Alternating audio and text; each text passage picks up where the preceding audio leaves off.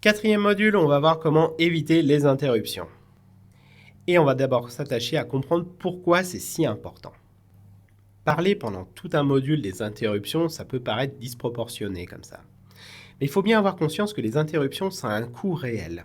Parce que lorsqu'on est interrompu, il nous faut en moyenne 25 minutes pour retrouver le niveau de concentration nécessaire ou nous relancer dans la tâche qu'on est en train de réaliser. Et ça va avoir des impacts pratico-pratiques assez dommageables. Le premier possible, ça va être celui de livrer en retard, avec les conséquences de pertes financières que ça peut occasionner ou de soufflantes que l'on peut obtenir de la part de notre direction, ce qui n'est jamais agréable.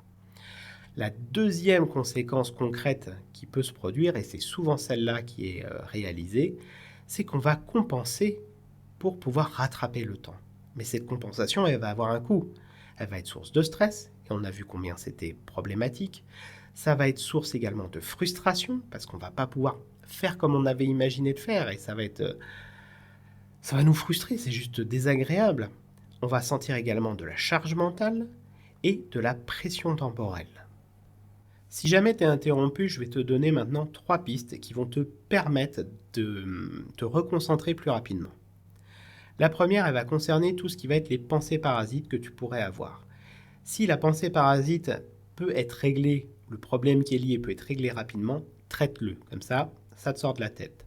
Si jamais ça va te demander du temps et que ce n'est pas le bon moment pour toi, note-le sur un bout de papier. Comme ça, tu sais que tu pourrais y revenir plus tard et ça te sort de la tête. La deuxième piste que je te propose, c'est de prendre un temps pour te reconcentrer sur tes sensations corporelles.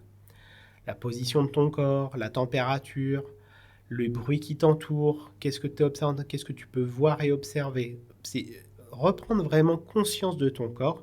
Ça va te permettre ensuite, lorsque tu vas te replonger dans la tâche que tu dois réaliser, d'y retourner beaucoup plus rapidement.